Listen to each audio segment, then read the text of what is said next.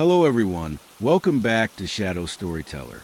If you enjoy bedtime stories like this, don't forget to subscribe, hit the like button, and leave your thoughts in the comment below. Your support helps me bring more stories to life, night after night. Now, let's dive into tonight's story. The storm that kept us in a motel off Route 66. It was the evening of October 14th, 2018, when James and I found ourselves driving along the legendary Route 66, somewhere between Flagstaff, Arizona, and Gallup, New Mexico. The sky had been heavy with dark clouds since late afternoon, but we hadn't thought much of it. James, always the optimist, kept saying, "Don't worry, Ellie, it'll pass soon. Just a desert storm." By the time the clock struck 7:45 p.m., the wind had picked up. Dust began to swirl across the empty road, and the faint glow of the sunset was swallowed by thick, restless clouds. The desert landscape, usually painted in warm reds and browns, turned a cold shade of gray. I remember holding the map against my lap, though the GPS on James's old Ford pickup was doing its job just fine. Somehow, I felt safer holding something tangible in my hands. The rain came suddenly, sharp, heavy drops pelting against the windshield, so loud it drowned out the radio. James leaned closer to the wheel, squinting at the road as if that would help him see through the curtain of water. Lightning split the sky in jagged lines, followed by a rumble that seemed to shake the truck itself. "Ellie, we're not going to make it to Gallup tonight," James muttered, his knuckles white on the steering wheel. He was right. The wipers moved frantically, but the road was almost invisible. That's when I spotted a faded neon sign glowing faintly through the storm. Desert Rose Motel. The light flickered weakly, as though it too was struggling to survive the night. We pulled in just before 8:30 p.m. The gravel parking lot was nearly empty. Just one other car parked near the office. The air smelled of wet asphalt and dust, the kind of scent that only comes after a desert rain. I clutched my coat tighter as we hurried inside. The lobby was small and dimly lit. A ceiling fan turned lazily above, though it did little to stir the heavy, damp air. Behind the desk sat a woman in her late 50s, with curly auburn hair and reading glasses perched low on her nose. She looked up at us with a kind of expression that said she wasn't surprised to see stranded travelers at her doorstep.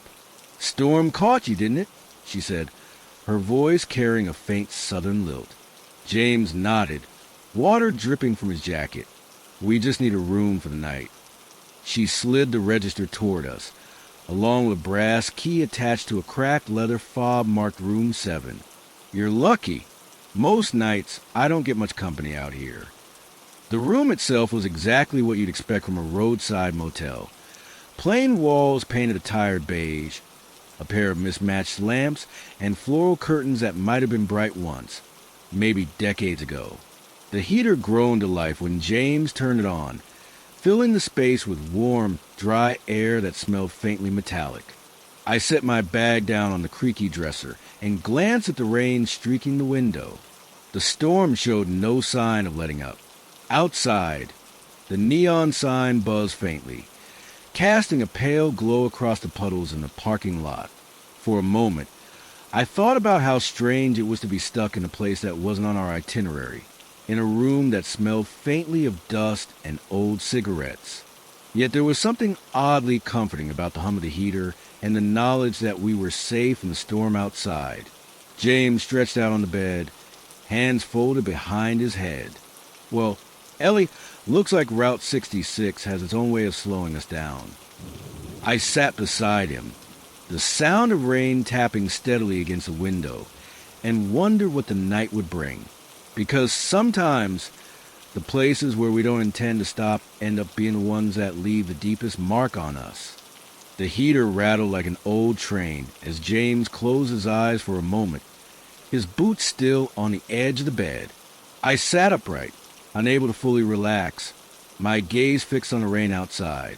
The storm had grown heavier, and the desert night was alive with thunder that seemed to roll endlessly across the horizon. It was strange. I had always imagined the desert as a place of silence, vast and dry, where sound vanished into the dunes. Yet tonight, the rain turned that silence into something else entirely, a restless, unending echo. I walked over to the window and pushed aside the curtain just enough to peek out. The parking lot shimmered with puddles reflecting the flickering neon sign. The only other car I'd noticed earlier, a dusty Chevrolet sedan, was still parked near the office. But now, there was a shadow moving past it, faint and blurred through the downpour. I blinked and leaned closer. The shape vanished as quickly as it appeared. Maybe it was just a motel owner checking on things. I told myself. Or maybe my eyes were playing tricks, tired from the long drive. Still, a chill crept along my spine. James stirred behind me. "What are you doing?" he asked, his voice groggy. "Nothing." I replied quickly, letting the curtain fall back into place. "Just looking at the rain." He grunted softly, then turned over, pulling his jacket across his chest like a blanket. Within minutes, his breathing slowed, steady and even, but sleep didn't come so easily to me. The room carried a weight, as though time itself had thickened the air. The floral curtains, the mismatched lamps, the faded carpet. Everything looked ordinary on the surface, yet something about it felt unsettled. I lay back on the bed, staring at the ceiling, and listened. The storm outside was relentless, but beneath the sound of rain and thunder, I thought I heard something else. A faint creak, the slow, deliberate sound of footsteps in the hallway. I sat up quickly, heart thudding in my chest. James didn't stir. The sound faded, leaving only the storm again. I tried to laugh at myself. What was I expecting? Of course, the old building would make noises, especially in weather like this. The wood swelled, the pipes groaned, the wind found every crack and seam. That was all. Still, curiosity pulled me to the door. I pressed my ear against it and held my breath. Silence. Then a soft shuffle, as though someone had paused just outside our room. My hand hovered over the doorknob. Frozen. Should I open it? Call out? The thought of disturbing James, only to find an empty hallway, made me hesitate. I stepped back instead, retreating toward the bed. Minutes passed. The footsteps did not return. Eventually, exhaustion pulled me into uneasy sleep. When I woke, it was 3:12 in the morning. The alarm clock on the nightstand glowed red in the darkness. The storm had quieted, though rain still tapped steadily against the glass. James was still asleep, his steady breathing filling the room. I pushed the covers aside and went to the window again. The parking lot was nearly still now, puddles shimmering faintly beneath the neon sign. But the Chevrolet sedan, the one parked near the office, was gone. That in itself wasn't strange. Travelers came and went at all hours. But I couldn't shake the unease that clung to me. I pulled my coat tighter and returned to bed, though it took me a long time before sleep found me again. The morning came with a pale, washed-out sky. Clouds still lingered, but the worst of the storm had passed. James yawned, stretching as he swung his legs off the bed. "Coffee," he muttered, rubbing his eyes. "We need coffee before we get back on the road." We made our way to the motel office, the gravel crunching softly beneath our boots. The air was cool and damp, carrying the scent of wet earth. Inside, the auburn-haired woman from the night before greeted us with a tired smile. A small pot of coffee steamed on the counter, and she poured 2 styrofoam cups without asking. "Rough night?" she asked. James chuckled. "You could say that. Storm hit harder than we thought." She nodded knowingly. "Happens around here. The desert's full of surprises." I hesitated, then asked, "There was another guest last night, wasn't there?" A car parked outside when we arrived. The woman frowned, thinking. "No," she said slowly. You two were the only ones checked in. I glanced at James, but he was too busy sipping his coffee to notice my expression. The woman went on, her voice calm, almost casual. But sometimes folks stop here in the storm, take shelter in their cars, maybe pull into the lot for a while. They don't always come inside. I nodded, though unease curled in my stomach. I thought of the shadow I'd seen, the footsteps in the hallway, the missing car. I wanted to ask more, but James set down his empty cup with a satisfied sigh. "Well," he said, "we'd better get moving. Long road ahead." The woman handed him a folded map. "Safe travels," she said softly. We packed our things and returned to the truck. The sky was clearing now, streaks of sunlight breaking through the clouds.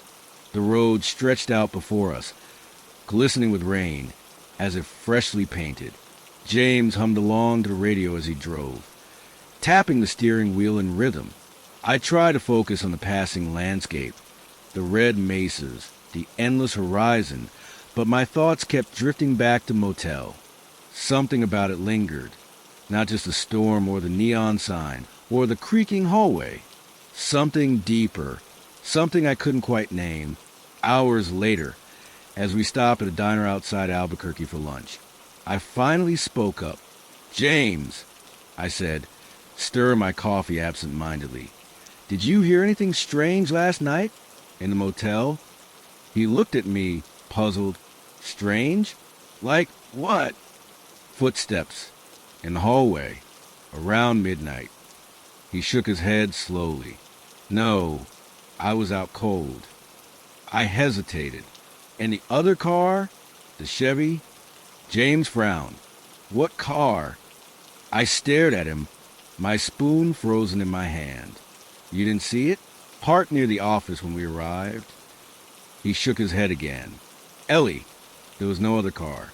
The words hung between us, heavier than the storm had been. Outside the diner window, the sky stretched wide and bright, Route 66 running straight into the horizon.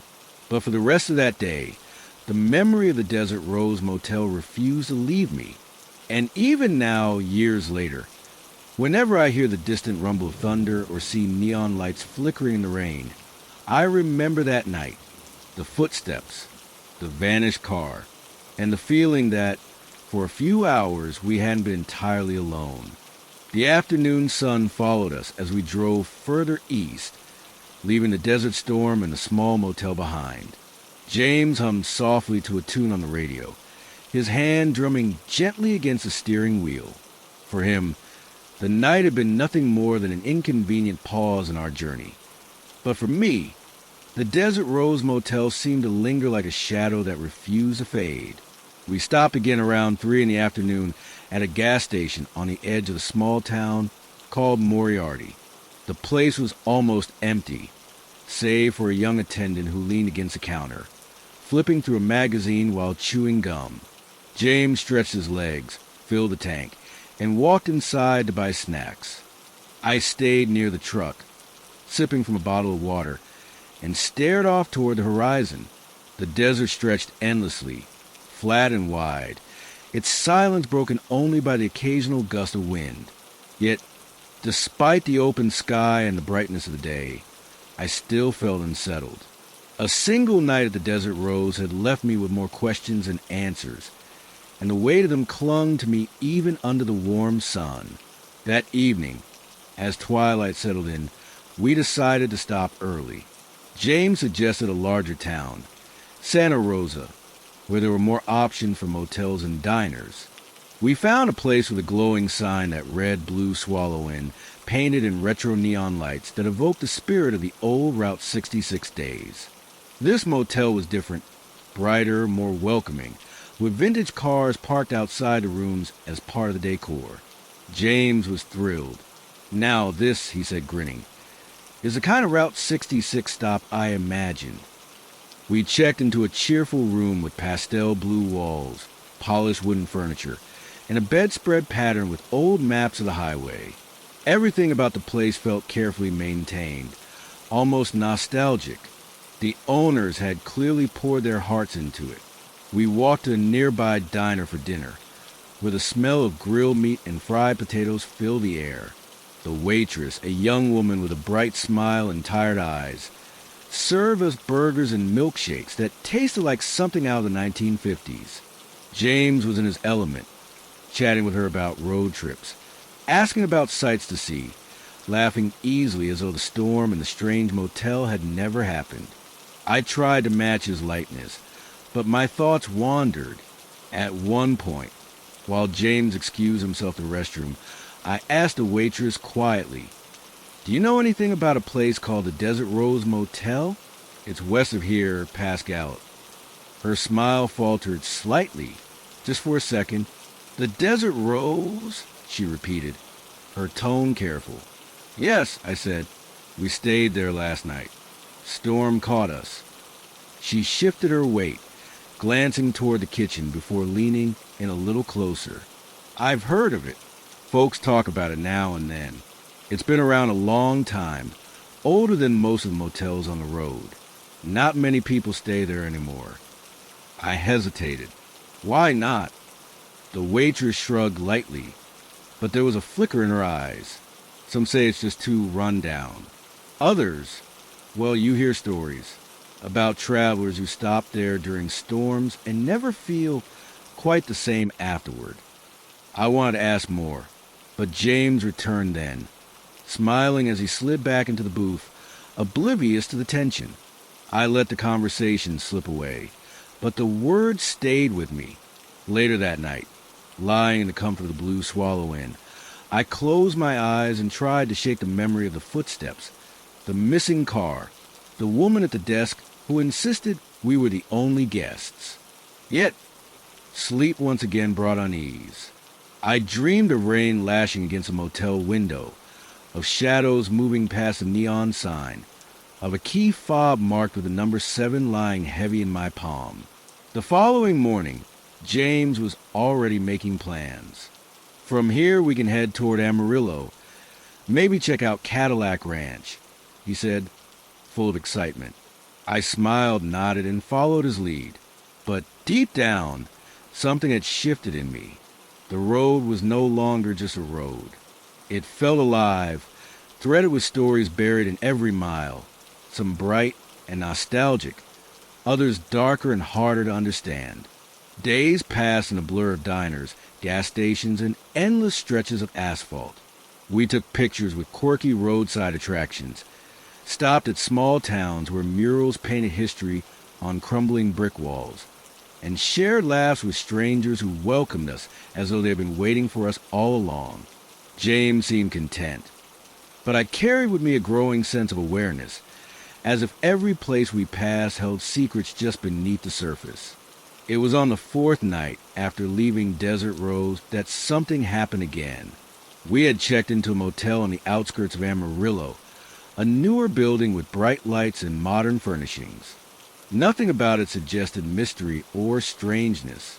Yet around midnight, I awoke to a sound that sent my heart racing, the distinct rattle of an old heater like the one from room 7. I sat up confused. The heater in our room was quiet, modern, humming gently with no trace of struggle. Yet in the stillness of the night, I could hear it clearly, as though it were in the room with me. I turned to James, but he was fast asleep. Slowly, I got up and crossed the room, listening. The sound wasn't coming from our heater at all. It was faint, distant, yet unmistakable. I pressed my ear against the wall. The rattle grew clearer. My chest tightened as a memory returned. The hum of that old metallic unit, the way it filled the air with warmth that smelled faintly of rust. It was the sound of the Desert Rose. I stepped back quickly, heart pounding. When I turned toward the window, I froze. Through the glass, in the parking lot, there was a car, old, dusty, with its headlights off, a Chevrolet sedan, the same one I had seen before. I blinked, and in the next instant, the lot was empty again. Sleep was impossible after that. I lay awake until dawn, the shadows of the night pressing against me. The next morning, James noticed my pale face. "Ellie, you need more rest," he said softly. "This trip is supposed to be fun, not frightening." I wanted to tell him everything. That the motel had followed us somehow. That the sound of its heater had haunted my dreams. That I had seen the car again. But the word stuck in my throat. How could I explain it without sounding lost in imagination? Instead, I forced a smile. "I'll be fine. Just tired." We continued eastward, but from that day on, I knew something had changed. The Desert Rose Motel was no longer just a place we had stumbled upon during a storm. It had become a thread woven into our journey, tugging at us, reminding me that some stops on the road are not easily left behind. And though we had driven miles away, though the sun shone brightly and the storms had passed, I couldn't escape the feeling that Route 66 still held more secrets. Secrets that might call us back to that lonely neon sign, flickering against the rain. Days blurred into one another as the road carried us eastward, but the image of the Desert Rose Motel refused to leave my mind. Even when the sky was clear and the sun shone brightly over the wide highways of Texas, a faint unease traveled with me, like a shadow that stretched longer than it should. James, ever the optimist, seemed to shake off the memory completely. He laughed at quirky roadside attractions, collected postcards from small-town gas stations, and kept up a running commentary on the history of Route 66, which he had read about in travel guides. For him, the journey was exactly what it should have been, nostalgic, adventurous, and full of stories to tell our friends once we returned home.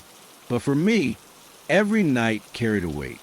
When the neon lights of roadside motels flickered, I couldn't help but remember the pale buzzing glow outside room 7. When the heater in a new room turned on with a low hum, I waited to hear the metallic rattle that had haunted me since that stormy night. It was in Oklahoma that the pattern deepened. We had stopped in a small town near Elk City, pulling into a roadside diner for dinner. The place smelled of frying oil and strong coffee. The booths covered in red vinyl cracked with age. The walls were lined with black and white photos of Route 66 in its glory days. Old cars parked outside bustling motels. Families smiling under neon signs. Travelers gathered around gas pumps. James chatted with the waitress about the weather, the road ahead, the museum in town. I excused myself for a moment, drawn to one of the framed photographs on the far wall. It was a faded image, probably from the 1960s, showing a row of cars lined up in front of a motel. The neon sign was blurred but still legible. Desert Rose Motel. I froze, leaning closer. The details matched. The slant of the roof over the office, the placement of the parking lot, the flickering neon script. But what caught my breath was the sight of a car in the foreground. A Chevrolet sedan, old but polished, with a license plate that glinted faintly in the black and white print. For a moment, I felt as though the photograph was looking back at me. "Ellie," James's voice pulled me back. He was waving from the booth, smiling as though nothing in the world was wrong. "Food's here." I forced a smile, rejoined him, and ate my meal in silence. But when we left the diner, I asked the waitress casually about the photograph. "Oh, that one," she said. "Been there as long as I've worked here. Customers donated it. Part of the old Route 66 history project. That motel isn't open anymore, though. Closed years back." "Closed?" I asked carefully. She nodded, pretty sure.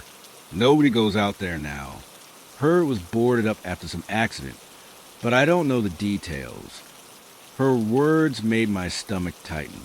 If the Desert Rose Motel had closed years ago, then what exactly had we walked into on that stormy night? Back at the motel in Elk City, I couldn't sleep.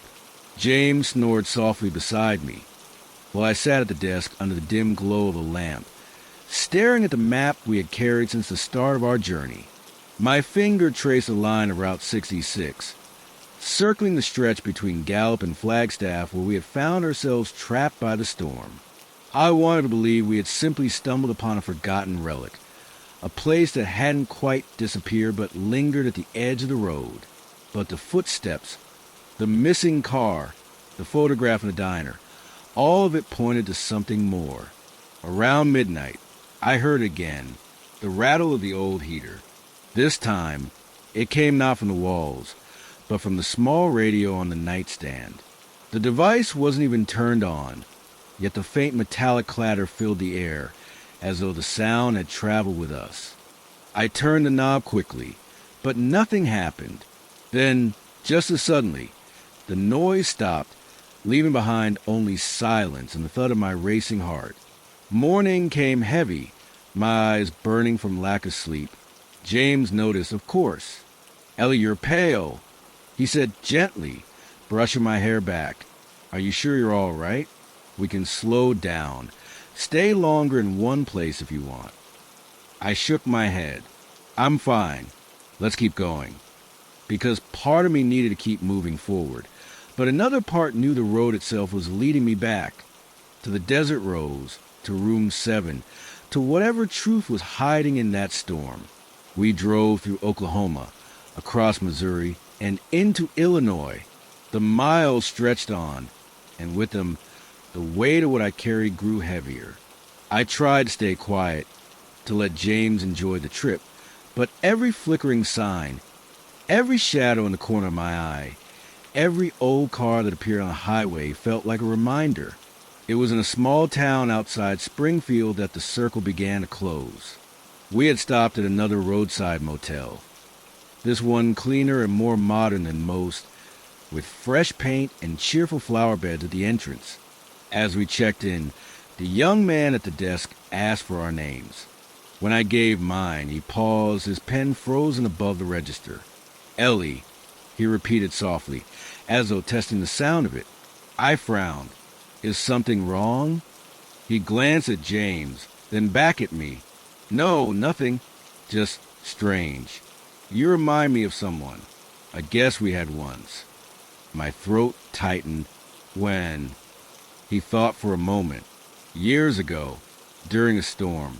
She came through a man, stayed one night, then left before dawn. Funny thing is, she left behind a key." My chest went cold. "What kind of key?"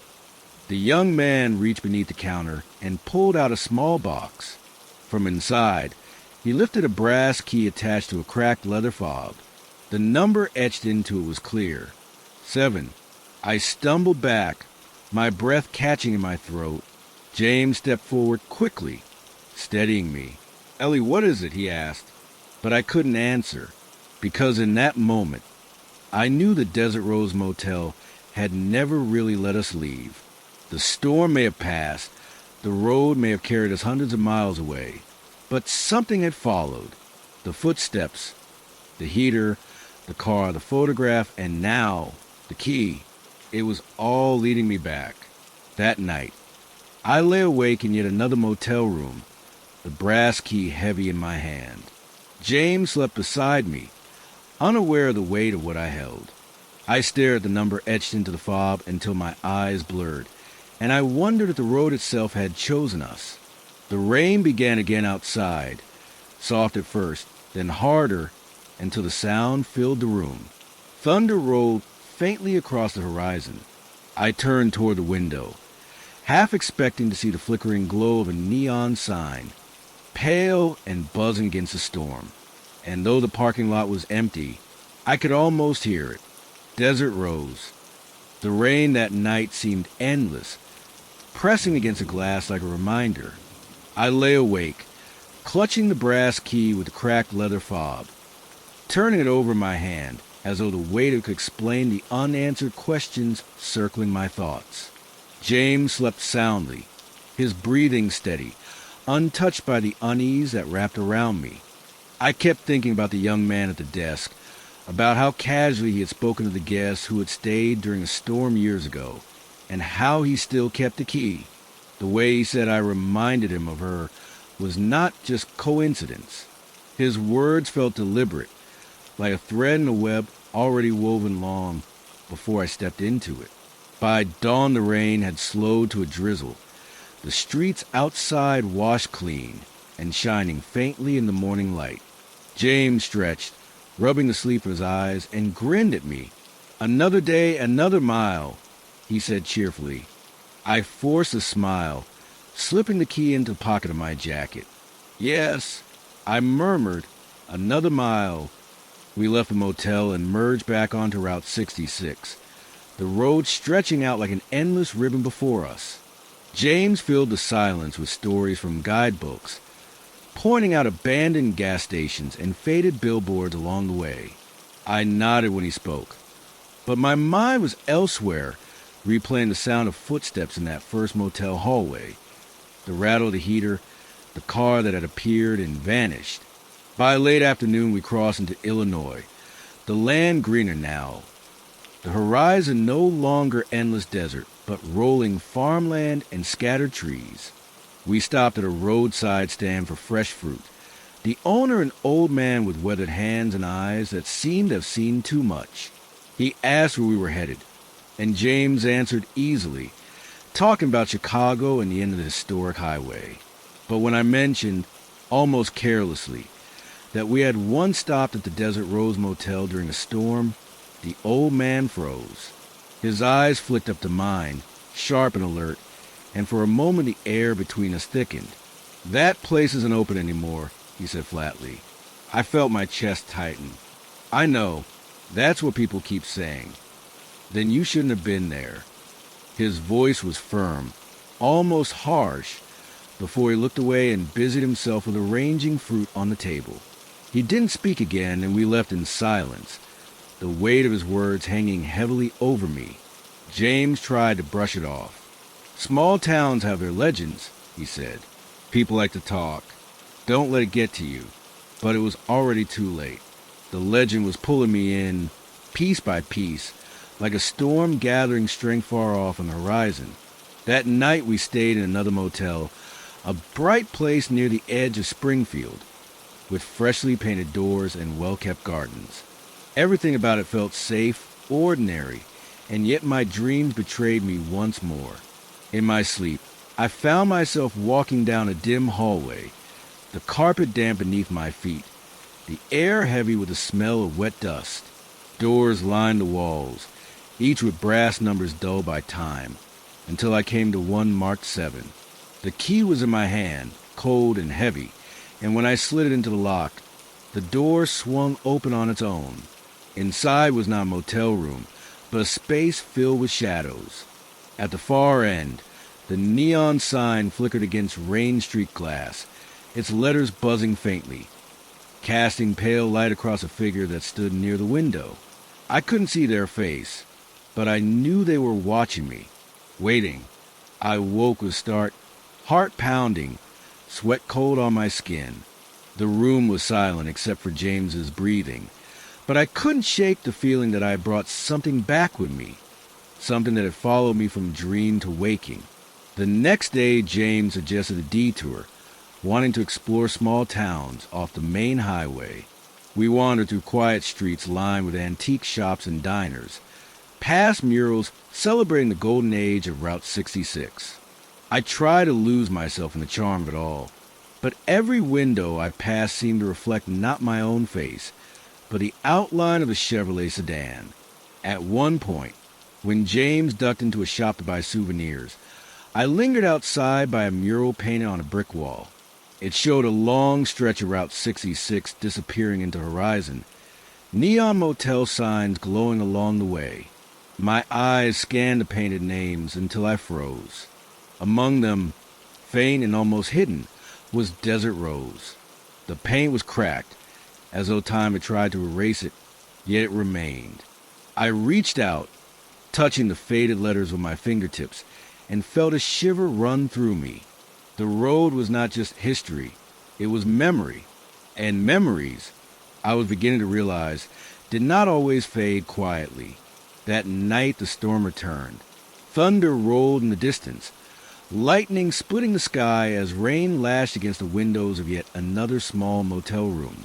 James slept quickly, exhausted from the day's wanderings, but I sat by the window, staring out at the storm, and then I saw it, across the parking lot, Faint through the rain stood the desert rose sign. Its glow was weak, flickering like a dying heartbeat, but it was there, humming softly in the storm. I blinked, rubbed my eyes, pressed my forehead to cold glass. But when I looked again, the sign was gone, replaced by nothing more than a darkened field and a row of empty cars. I sat back slowly, breath shaking, and pulled the brass key from my pocket. I held it tightly, as though it might anchor me to reality, yet it only deepened the sense of inevitability building inside me. The road was not done with us. The desert rose was not done with me. By the time we reached Chicago days later, James was jubilant. He posed for photos at the sign marking the end of Route 66, raised his arms in triumph, and laughed as the wind from Lake Michigan whipped around us. He spoke of the journey as though it were complete, a dream fulfilled. But I knew better. For me, the journey was not an ending, but a circle, and circles always find a way to close. Even as we packed the truck for the drive home, even as we planned our return to ordinary life, I knew the desert rose would wait. Storms would come again. The road would call us back. And when it did, I would be ready, with the key in my hand and the memory of footsteps in the hallway guiding me to the door of room 7. Because some places never truly let you go. Weeks had passed since we rolled off Route 66 and back into the rhythm of our lives in Oregon. James returned to his classes, filling his days with lectures, research, and coffee-fueled nights in the library. He talked often about our trip, showing photos to anyone who would listen, his excitement still fresh. For him, the journey was complete, neatly sealed in memory. For me, it was unfinished. The key remained in my jacket pocket, a weight I could never quite leave behind. Some days I tried to lock it away in a drawer, but by evening it always found its way back to me. I would hold it in my palm and trace the faded number etched into the brass. 7. The leather fob smelled faintly of mildew, like rain-soaked carpet that had never dried. At night, my dreams grew more vivid. I walked the corridors of the desert rose, hearing the hum of the neon sign through the walls. The same figure waited by the window, always out of reach, always in shadow. Each time I woke, I felt less like I had dreamed and more like I had returned from somewhere real. James noticed my unease. "You're quieter lately," he said one evening as we washed dishes together. "Still thinking about the trip?" I nodded, forcing a smile. It was unforgettable. He laughed, flicking water at me. "That's the point, isn't it?" But the point, I thought, was something else entirely. The desert rose had not been a stop on a road trip. It had been a door. One rainy afternoon, while James was at work, I drove to the library downtown. I told myself I was only curious, that I would look into Route 66 history, find some mention of the motel, and put my unease to rest. But as I sat in the hushed archive room, surrounded by the smell of paper and dust, I found myself digging deeper. Microfilm reels whirred in the reader, and headlines flickered by. Storms, accidents, unsolved cases. And then I found it. A clipping from a small-town Illinois paper, dated 1962. The headline read, "Young woman missing after storm. Last seen at Desert Rose Motel." Her name was Evelyn Carter. She had been driving west alone when the storm forced her to stop.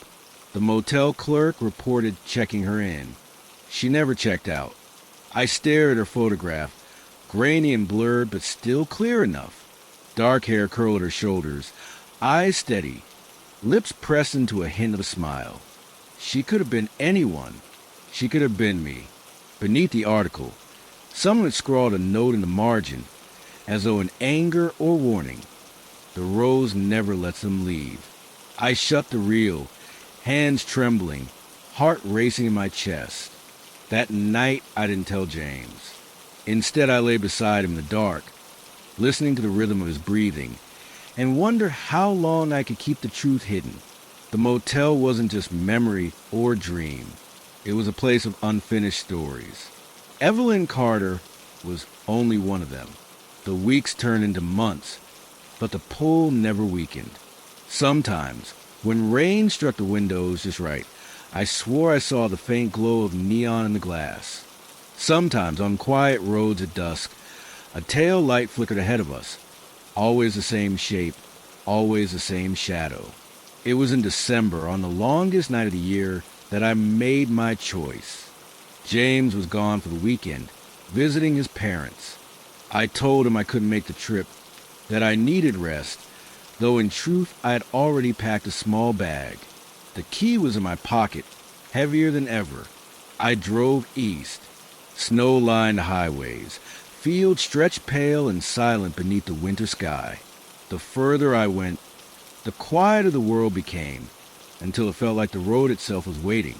I stopped only for gas, barely speaking to attendants, my eyes always searching the horizon for something I couldn't name.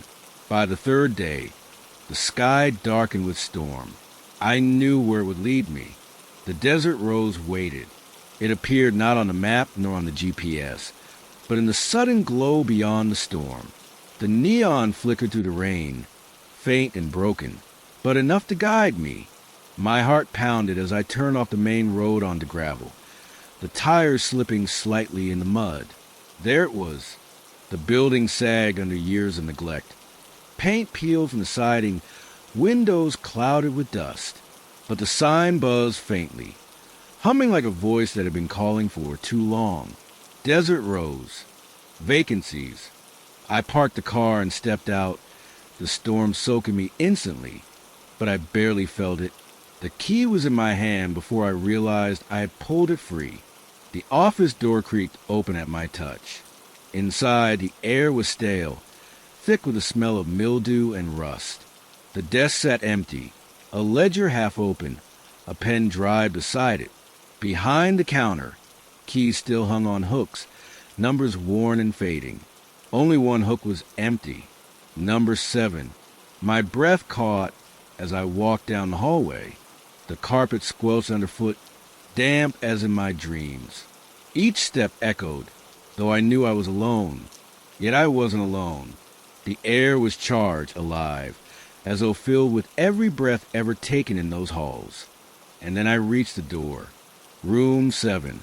The brass numbers were tarnished, but the key slid into the lock as though it had never been removed. With a slow turn, the door gave way. Inside, the room was frozen in time. The wallpaper sagged, stained with water, the furniture thick with dust. A single chair stood near the window, its back facing me. Rain streaked the glass, neon glow spilling faintly across the floor. I stepped inside, and the door closed softly behind me. The chair creaked. A figure sat in it, shoulders hunched, hair dark and wet as though from rain. Slowly she turned. It was Evelyn Carter.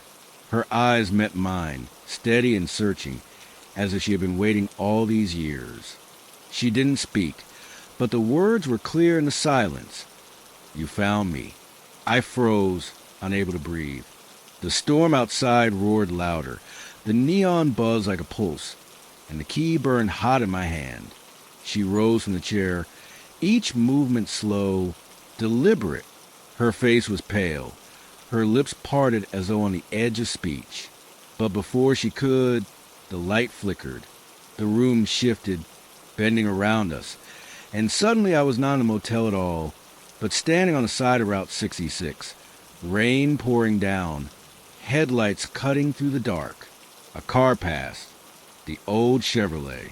Its taillights glowed red as it vanished into the storm. And then I was back in the room, alone. The chair was empty. The neon outside sputtered and went dark. I stumbled backward, slamming against the door, clutching the key so tightly it cut into my palm. My breath came ragged, my chest aching, but I knew what I had seen. Evelyn had not left. She had been bound here, her story unfinished. And now I was part of it. The silence after the neon light sputtered out was the heaviest I had ever felt. It wasn't just silence.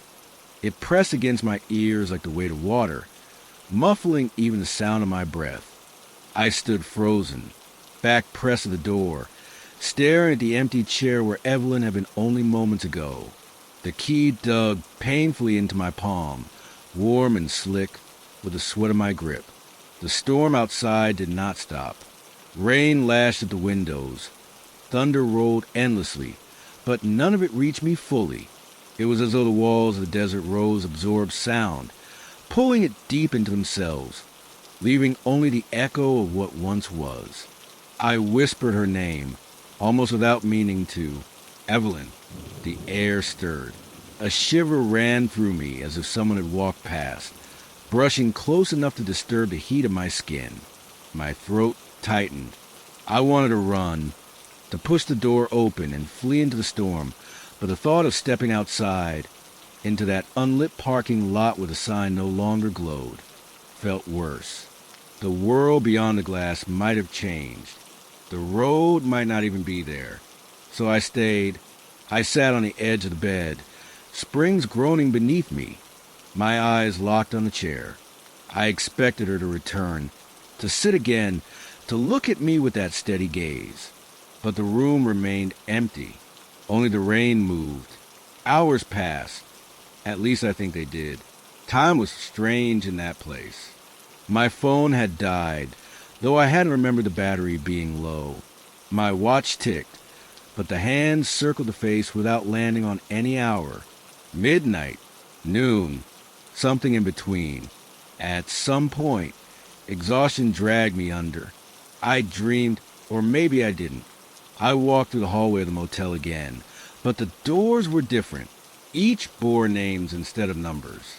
Carter, Johnson, Lee, on and on. I reached for one, but before I could touch the handle, the walls seemed to breathe, pushing me forward, back toward room 7. The door shut before me, and when I looked down, the key was gone from my hand. I woke gasping, drenched in sweat though the heater had long since fallen silent. The room smelled stronger now. Mold, damp wood, something sharp and metallic that clung to the back of my throat. Morning light should have been seeping through the curtains, but when I pulled them back, the storm still raged, sky as black as before. I was trapped. My panic grew until I forced myself to move. I grabbed my bag, slung it over my shoulder, and turned the key in the door. The lock clicked, but the door would not open. I shoved harder, shoulder to wood, but it held fast. Something whispered in the crack between door and frame, a hiss like wind through broken glass. My name, Ellie. I stumbled back, the bag dropping from my shoulder. The voice lingered, soft, coaxing. Not Evelyn, but deeper, older, as if the walls themselves had learned to speak. Then I heard footsteps. They echoed down the hallway, slow and deliberate, not hurried, not searching, simply walking, as though whoever was had all the time in the world. My chest tightened. I pressed my ear to the door. The steps drew closer, steady against the damp carpet. I imagined the figure passing each door, pausing briefly before moving on, and then the sound stopped. Right outside, I held my breath, praying not to hear the handle turn. But the handle did not move. Instead, a knock came, 3 times, soft yet commanding. My knees weakened. I stepped back, shaking my head though no one could see. "No!" I whispered. Silence followed, and then the footsteps retreated, fading into the distance until the hallway was quiet once more. When courage returned, I tried the door again. This time it opened. The hallway stretched out, dim and endless, though I swore it had not been so long before. Water dripped steadily from the ceiling, puddling on the carpet, and the smell of mildew was suffocating. I should have left. I should have run to my car, storm or not, and driven until the motel disappeared behind me. But instead I turned left, following the direction of the fading footsteps. The hallway curved. Doors lined the walls, their numbers worn, some missing entirely. I passed room 5, then 3, then 9, though they were in no order. The air grew colder with each step, until I could see my breath fog before me. Finally, I reached the lobby. It was not as I remembered. The desk was gone, the chairs overturned, the walls cracked and blackened by water stains. A single lamp swung from the ceiling, casting shadows that stretched and bent unnaturally. Behind the counter where the clerk had once sat, a mirror hung crooked. I approached. The glass was not smooth. It rippled like water, reflecting not me but the hallway behind, endless and filled with figures. Dozens of them, men and women, blurred as if seen through rain, their faces pale, their mouths moving silently. Evelyn was among them, her eyes locked on mine, lips shaping words I could not hear. I reached out, fingertips brushing the surface. Cold pierced my skin, biting like ice. For a heartbeat, I thought I might be pulled through, swallowed by that shifting world behind the glass. But the mirror shuddered, cracked down the middle, and the figures dissolved into shadow. I stumbled back, heart pounding, breath ragged. My hand burned as though frostbitten, but when I looked, it was a key that seared my palm once more. Room 7, etched deep. I understood then. The motel was not a place. It was a snare, a net cast wide over Route 66, catching travelers who strayed too far into the storm. Some rooms held them, names carved into doors, faces pressed behind glass, voices lingering in whispers. Evelyn had not left because she could not, and now wanted me. I ran. The front door gave way, slamming open against the storm. Rain blinded me. Wind tore at my coat, but I forced myself toward the car.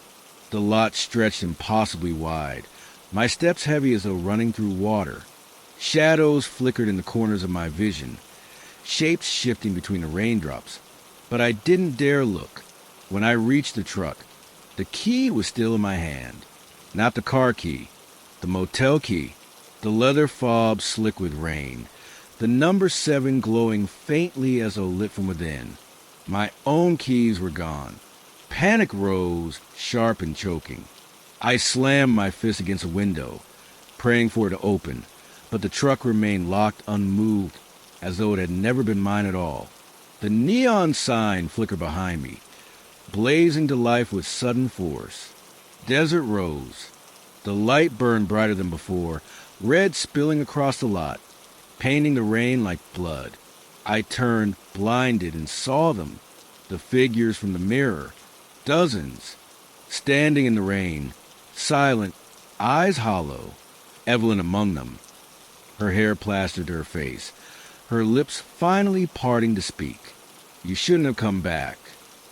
The storm howled, the sign buzzed, and the ground trembled beneath my feet.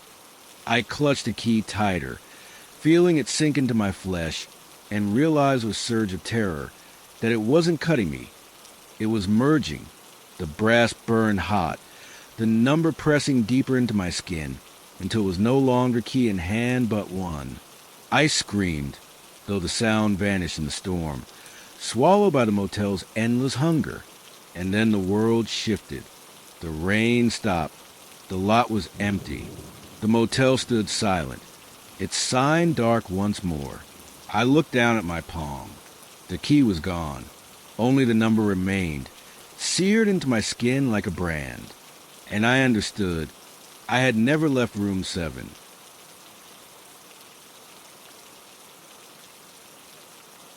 The brand on my palm pulsed faintly in the dark, a soft glow that beat in rhythm with my heart. It wasn't ink and it wasn't scar. It was something alive, a mark that bound me in ways I couldn't yet understand. I stumbled back toward the motel, though every part of me screamed to run the opposite direction. The lot stretched on endlessly, as if the more I tried to escape it, the larger it grew. When I reached the doorway again, the storm had calmed. The air was still thick with damp, but no rain fell. A quiet had descended, heavy and suffocating. I turned back once more, half expecting to see Evelyn or the pale figures watching me from the shadows.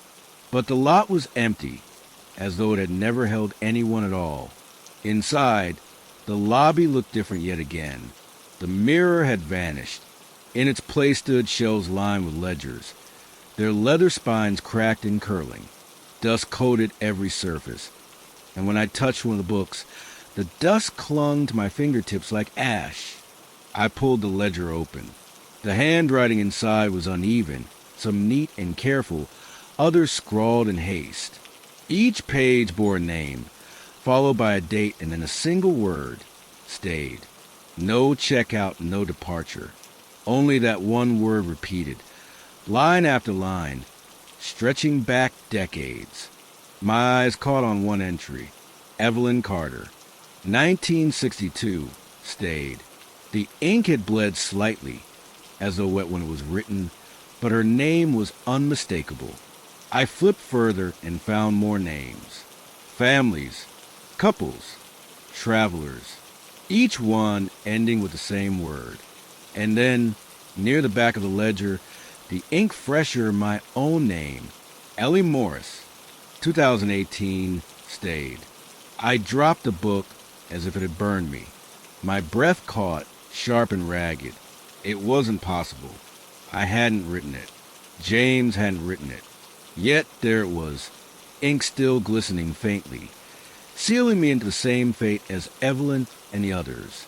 My first instinct was denial. This was illusion, a dream I could wake from. I told myself if I just stepped back outside, if I just started walking, eventually I'd find the road again, the highway stretching toward Gallup. James would be there, waiting, worried, but real. I pressed the door open. This time the outside was not storm, not rain.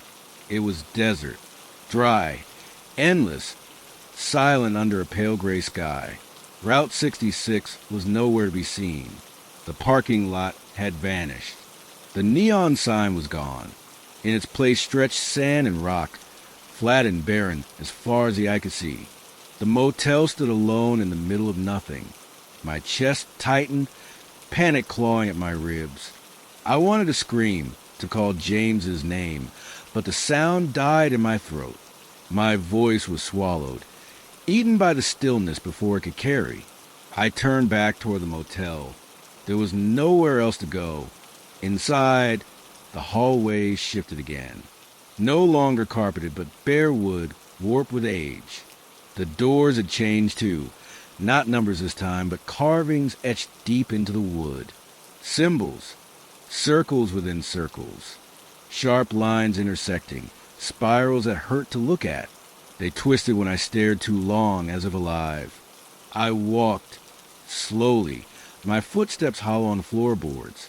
Behind one door I heard voices, murmurs, low and indistinct, overlapping one another like layers of wind. I pressed my ear close, trying to catch words, but the sound rose suddenly, a chorus of whispers that screamed in unison. I stumbled back, heart hammering, as the noise cut off into silence again. Further down, another door stood ajar. I pushed it gently and peered inside. The room was not like mine. It was furnished in another era entirely. The wallpaper was floral, yellowed with age. A suitcase lay open on the bed, half packed with clothes that belonged to another time. Skirts and blouses, neatly folded. On the nightstand sat a photograph in a silver frame. I picked it up with trembling hands. It was Evelyn, her face younger than the grainy newspaper clipping, her eyes clearer. She stood beside a car, smiling faintly, unaware that this picture would outlive her.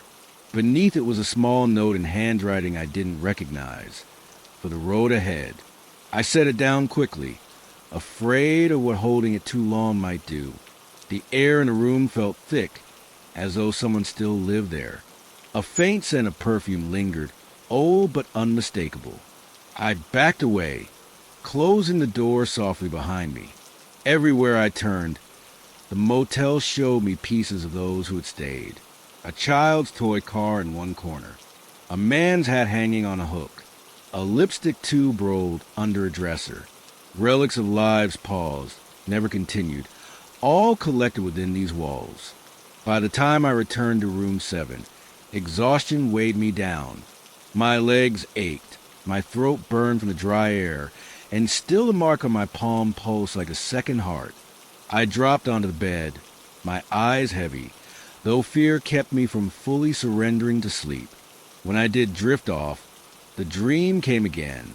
The hallway stretched before me, doors endless, each marked with name. I walked, passing them one by one. Carter, Johnson, Lee, and then Morris. My name carved deep, the wood splintering around it as though the carving had been forced. I reached the handle, but the door swung open on its own. Inside stood Evelyn. Not pale, not broken, but alive, her eyes bright. She reached for me. "You have to end it," she whispered. I woke with a gasp, clutching my chest. The room was dark. The storm outside returned, and the neon sign buzzed faintly once more. "End it." The words echoed in my mind, repeating with every beat of my heart.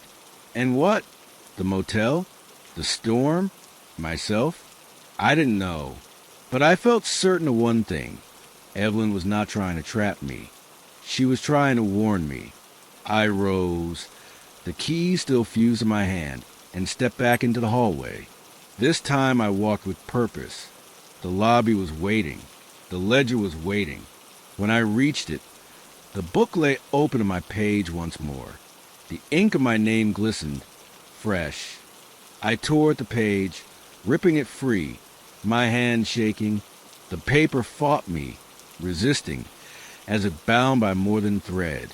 But at last it tore loose, and I held it, crumpled and damp with sweat. The ground trembled. The walls groaned. The neon sign outside buzzed louder, flickering wildly. A wind rose within the motel itself, whipping dust and papers into the air. The ledger slammed shut with force that shook the counter. I clutched the page tighter. The name stared back at me, black ink bleeding. Ellie Morris. Stayed. No. I whispered, my voice raw. Not stayed. Not yet. The page burned in my hands, fire flaring where there had been none. The paper curled and blackened, ash falling between my fingers. As it burned away, the mark on my palm pulsed violently, searing bright until I cried out. And then the light went out. Total darkness. Silence. When my vision cleared, I was standing in the parking lot. The storm was gone. The sky was pale, dawn breaking across the horizon. Route 66 stretched before me, empty but real, the road leading on. My truck sat waiting, keys in the ignition. The storm outside never seemed to let up, as though the night itself had decided to trap us inside that little roadside motel. By the time the clock struck 1:30 in the morning, the rain had settled into a rhythm against the window, soft drumming mixed with sudden bursts of wind rattling the glass.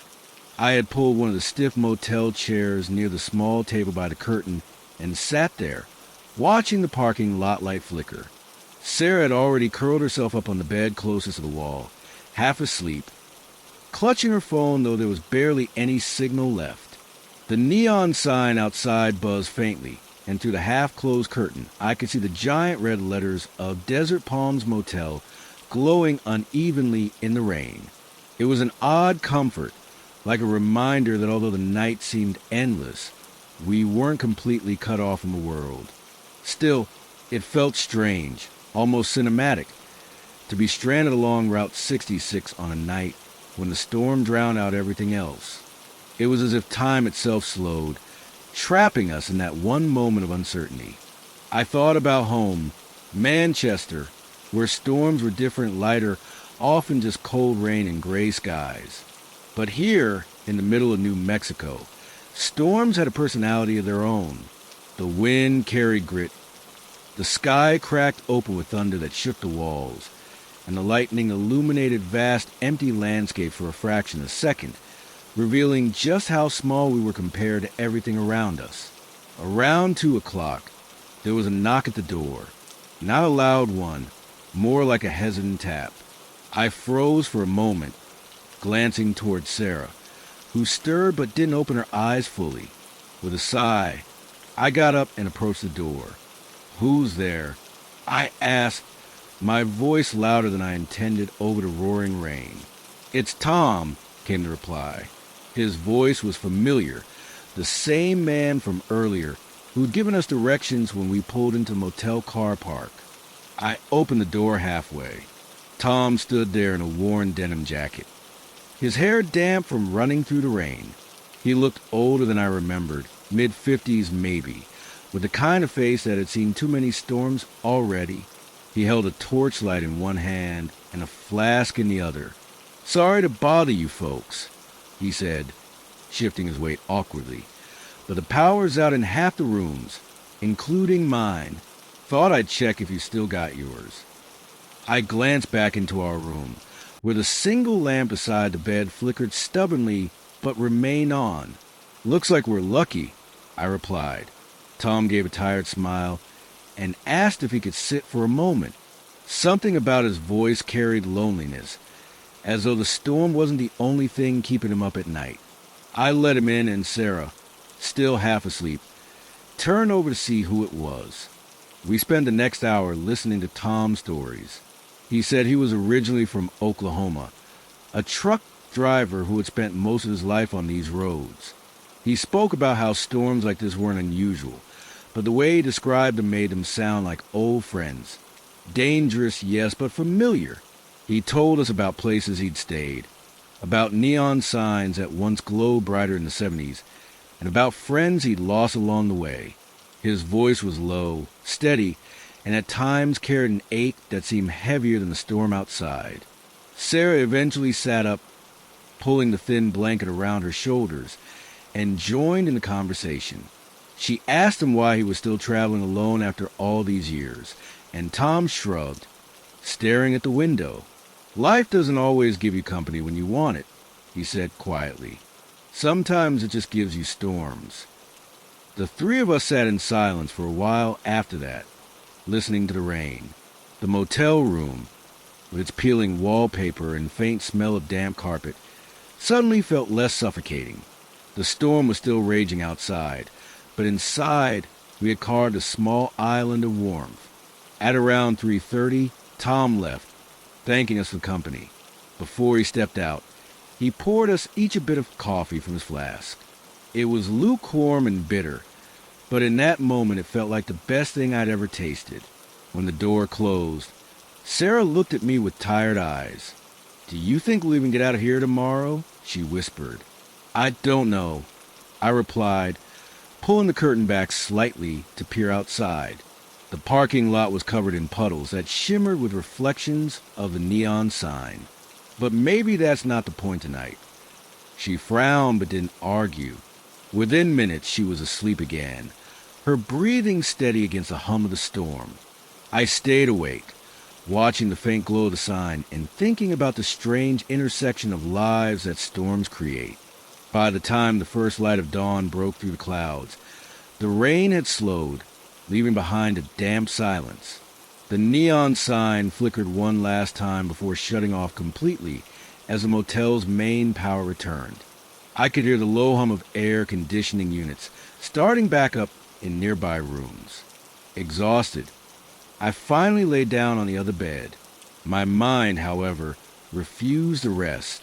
I kept replaying Tom's words. Life doesn't always give you company when you want it. Sometimes it just gives you storms. I wondered how many storms he had weathered alone, how many nights like this he had spent in places just like the Desert Palms Motel. And then, just as sleep began to take me, I thought I heard another knock at the door. By the time the sun pushed the thinning clouds, Route 66 stretched out before us again, wet, shining, and strangely quiet. We checked out of the Desert Palms Motel with the smell of damp carpet, still clinging to our clothes, and I couldn't help but glance back at the flickering neon sign one last time. Tom was already gone.